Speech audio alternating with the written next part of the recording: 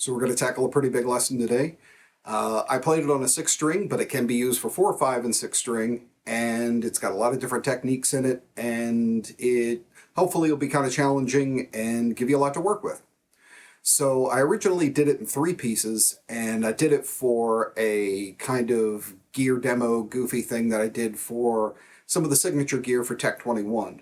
So I'm going to just put that video right in here next. We can check it out, and then as soon as it's over, I'm going to break it down a piece at a time.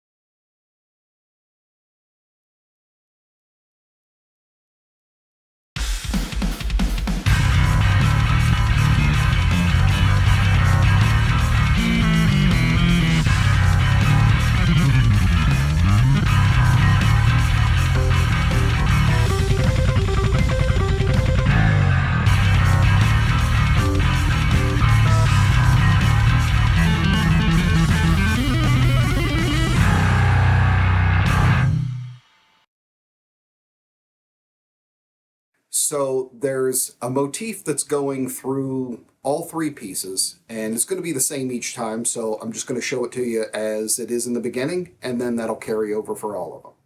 So this was played on 6 string, but I'm going to show you if you play 5 or 4, how you can adapt it for each one as we go. If you want to be a patron, or for my patrons, there's going to be a full transcription, a longer version of this video where I talk about some of the compositional techniques that went into it, and how you can learn to create stuff like this for yourself, and my thinking process behind it as I went through it. 3 different speeds of each of the drum tracks, so you can build your speed up as you go and have something to practice along with, and again, a full transcription of all of that. So grab that at the links below at Patreon and Subscribestar, and with that said, let's get started on this.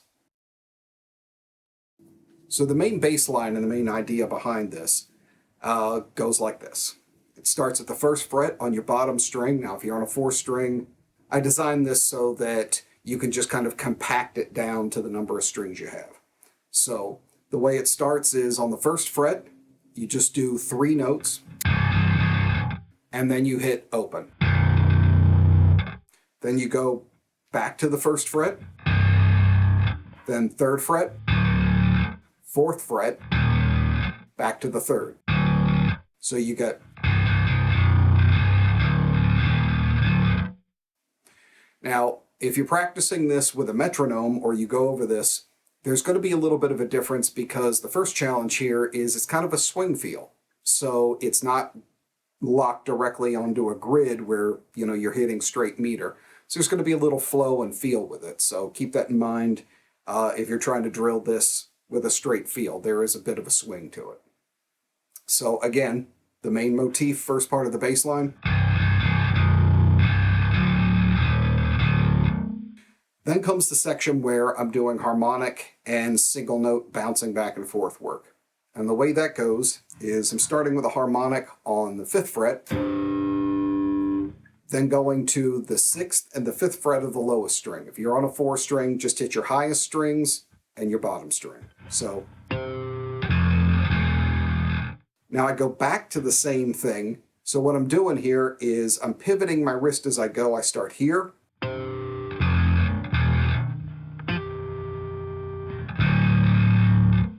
Then I hit the 4th fret harmonics after the D note here on the 3rd fret.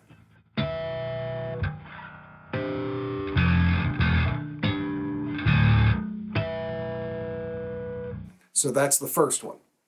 Then it goes back to the initial bass riff.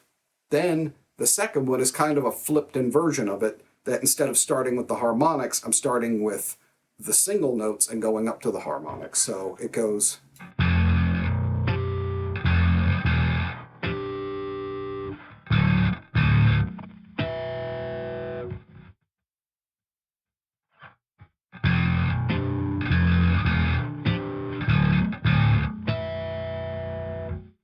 So that's part one, and you can get to practicing just that one, doing the bass line, the first version, bass line, second version. That starts out and is the consistent piece moving through examples 1 and 2, and then it pops up again about halfway through section 3. So that leads us to fill number 1. And it's a pretty simple tapping pattern. It just goes by kind of quickly. On your top 2 strings, again, if it's 4, just jump it down to whatever your top 2 strings are. It's starting on the 12th fret and pull off to the open. Then you hammer on 7 and 9, and that's the same on your second string and your top string. So it's going to go.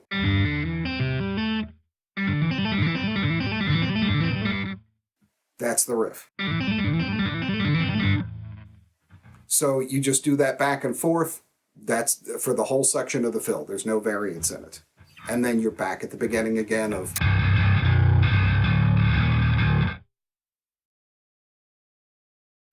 So then that goes to the end tag. That's going to start on your highest string, and it starts on the 12th fret. And you're going to go 12, 11, 9, 7. Then 10, 9, 7. Then 10, 9, 7 again, down to 5. So far you have.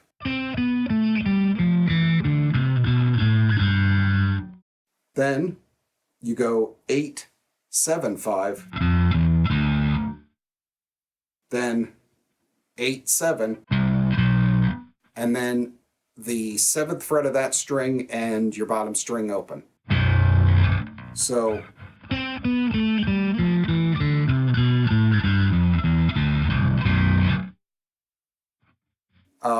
so if you're going to run all these parts together to make, all 3 sections one long continuous bass line, you just take off that down hit when you play them together, because that's on beat 1 of the next example. Now, if you're on a 4 string, you can adapt it by doing this.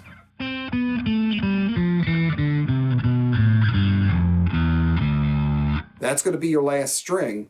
Just hammer back up to the 7th fret, and that's going to be your end shot. So.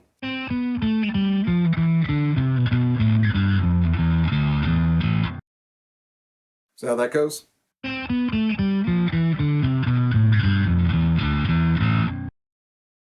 So that's your adaptation for 4 strings if you need to. That's pretty much the only one you're actually going to alter, other than, just making it whatever your top or bottom string is on here. So that combined creates section 1. Let's check out section 2. Now all we need to do on section 2 is look at the fills, because the bass line is exactly the same. It goes back to the, and then the back and forth alternating bass lines for the harmonics and single note work. So let's take a look at fill 1. Okay, so this is based off of kind of a sequencing idea that I use a lot, where I take 3 note per string scales, and what I'll do is go play the first 3, then play the 4th, skip the 5th, and play the 6th. So you get. Then I slide up and I play the same sequence starting from the note that I skipped. So this is also kind of a cool idea in that a lot of bass players don't seem to use legato very much these days. And I'm not single plucking all these, I'm rolling through them. So it gives kind of a cool rolling feel, and I like that. So this one's kind of fun to play with. So what you're going to do is 7, 8, 10 on your first, 7, 10, 7. Then you move up to 9, 10, 12, 9, 10, 12. Then you're going to do 9, 11, 12, 11 back, rolling down. So you kind of roll like that. All together.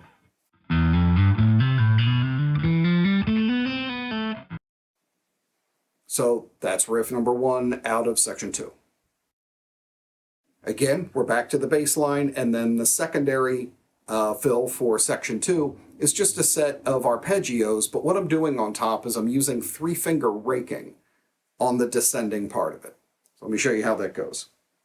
We're going to go up to the top, and you're going to put your middle finger on the 15th fret of the first string, 14 on the next, 17 on the next, then you bar to get the 17 on the top, and I'm going kind of a, let's see if I can get all my fingers in here, kind of a triplet rake going on with my fingers. So I wind up with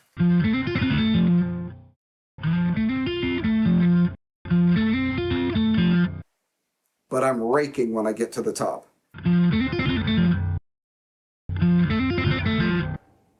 So I do that same thing, but the next one I do is 14, 12, 16, and 16 at the bar. So, and then you do the identical shape that you did on 15 on the 12th fret to finish it up. So you get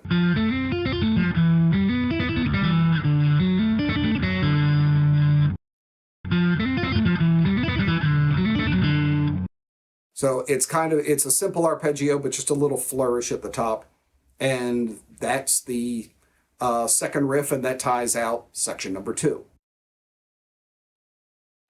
Now here's where things change up a little bit. When I go to the third section, I start playing around with some of the ideas and the rhythms and embellishing a bit. So what I start in with is that same bass line going. And now I'm going back to an idea that's using the 3, 5, and 6 again, but I'm using octaves on this one. So what I'm doing is going 3 to the 5 on the adjacent string, skipping the one in between. Same thing on the 5th fret and the 7th fret. On the 6th fret and 8th fret, I go backwards and start on the top. So it goes. So you get.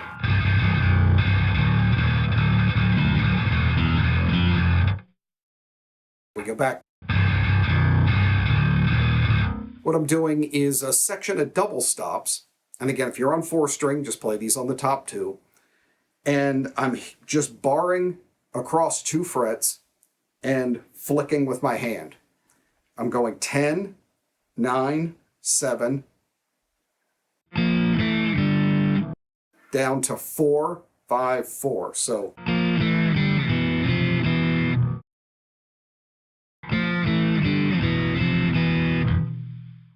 pretty simple idea there. It just goes by quick. Now this one, the secondary fill in this part is a little bit strange because I'm playing with time a little bit. I'm kind of rushing through a certain section.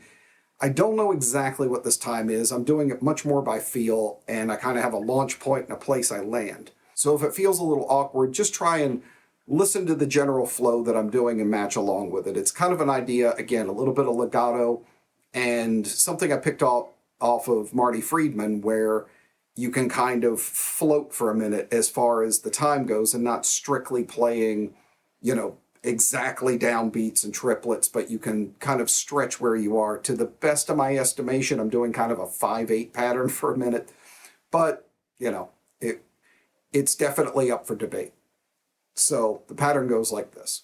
Starting on 1 string in, or if you're on 4-string, just start on your top. 10, 9, 7. Same thing on the next string. Then the 5th. Then you want to do that same pattern again on 8, 7, 5. So you get.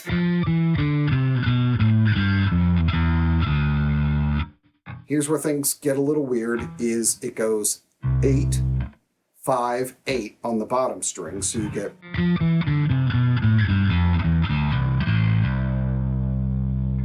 Then you jump to the 7, and you go 7, 8, 10. Again, rolling these on legato. 7, 9, 10, 7, 9, 10 on top. So you get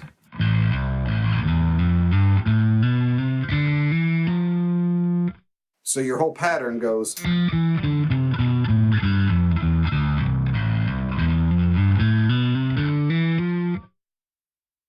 okay?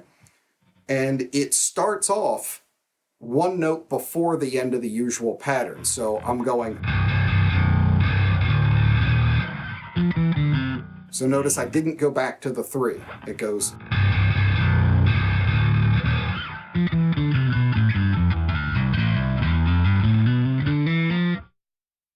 little bit weird, a little bit of odd time, but it's fun to play with. And like I said, just try and follow the general feel. As long as you start in, you play pretty much strict notes and feel down till you get to this section with the 5, 8, 5, and then kind of roll through the rest of it, land on your feet. You're in there. It's metal. We can play with the rules a little bit. Okay, for the next fill, again, we go back. This is where we revive the original motif idea with the and then the harmonics. But this one I do some harmonics, and again, if you're on 4-string, just do this on top. And what I'm doing is just playing back and forth in between the 5th fret and the 4th fret harmonics.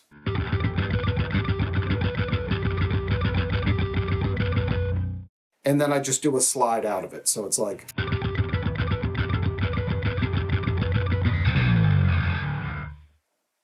Pretty simple. You just a little rapid. Definitely helps to have the 3-finger thing going there, but if you're doing 2 and you build it up to speed, you can definitely handle doing that one with just 2 fingers. After we do the motif again one more time, we go to a tapping pattern. This isn't real complicated, it's just fast. So what you're doing is you're starting on the 12th fret on your bottom string, and I'm hitting then 14 on top, and on the next string. So now while I'm here on the 2nd string, I jump up and hit the 12th fret on the 5th string. Again, if you're on 4, just do this one. You can and move your fingers down. You can go. If you're on 5 or 6, you could jump it up to those 2 strings. So you get 12, 14, 14, 12, 14, 14, 12. You're just alternating which 12 you're starting on before the 14s.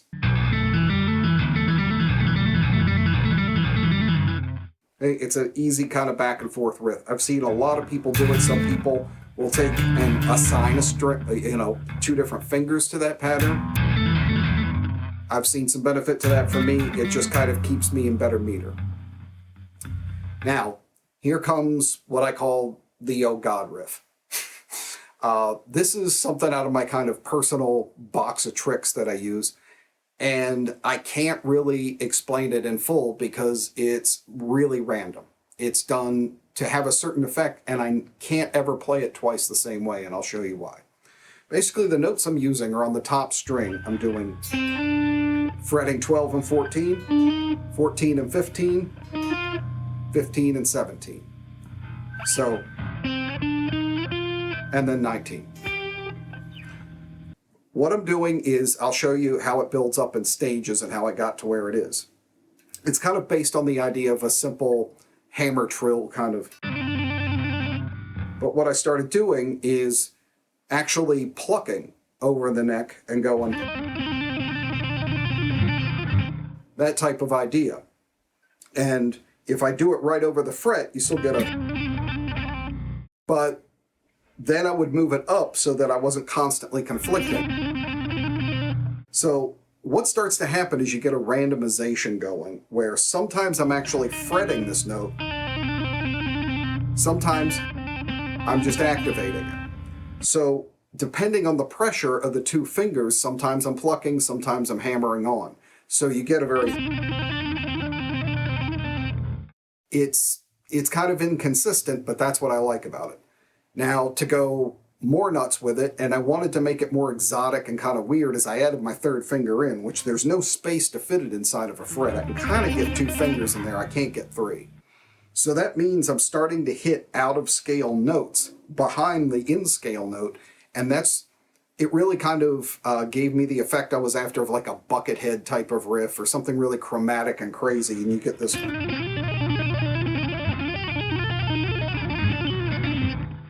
really kind of nuts. And what I'm doing is just hammering on and off of this in 2-note groups as I go up, and then so I'm fretting some notes, I'm tapping on, I'm activating some, I'm hitting out of key passing tones. It will always sound slightly different. But what I'm doing as far as that riff goes is I'm going, and then I'm moving this. Now another tip you can get out of this is by really varying where both hands are, moving this one forward and backward, you can get a lot of weird chromatic notes. So you can get a lot of strange chaos out of it. I have a lot of fun with it. I've used it if you've watched any of my gear demos or some stuff where I've done solo pieces. When I just kind of want to go over the top, a lot of times I'll break that one out. So that's one of my secret bag of tricks ideas. So again, it's 12, 14, 14, 15, 15, 17, 17, 19. And you just go nuts with the 3 fingers, move them around, have some fun with it, come up with some different ideas. So you've got quite a lot of things to be able to work with and techniques inside of this. You've got some swing grooves to work with. You've got harmonics, harmonics combined with single lines, harmonics by themselves. You've got strummed chord ideas, some tapping, some odd measure ideas over top of straight time, legato feel and note sequencing. You've got tapping, and you've got just chaotic chromatic craziness. So I hope this gives you a lot of different ideas and helps you kind of get through the thing of going, there's a lot of different colors you can bring out as a bassist and toss them into one fundamental idea. And I hope you see that there's a motif going to the bass lines as well. Even when I vary it, there's definitely a feel that's happening. So again, if you want to dive deeper into this, I talk about the composition of it, how I came up with it, exactly what scales are being used, why I picked the things that I did, and where some of the ideas are adapted from. Plus the transcription and the drum tracks, all that on my Patreon page. I'd love to have you over there. And that's going to wrap it up for this lesson. So hit me up down below. Let me know how this stuff's working out for you, if you have questions about the techniques, and if you give this a shot at any speed, at whatever level you're at, and you really feel like you've kind of gotten it down, I'd love to see it. Link it down below. Hit me up on the Facebook group, Metal Bass Mosh Pit. That's down there too.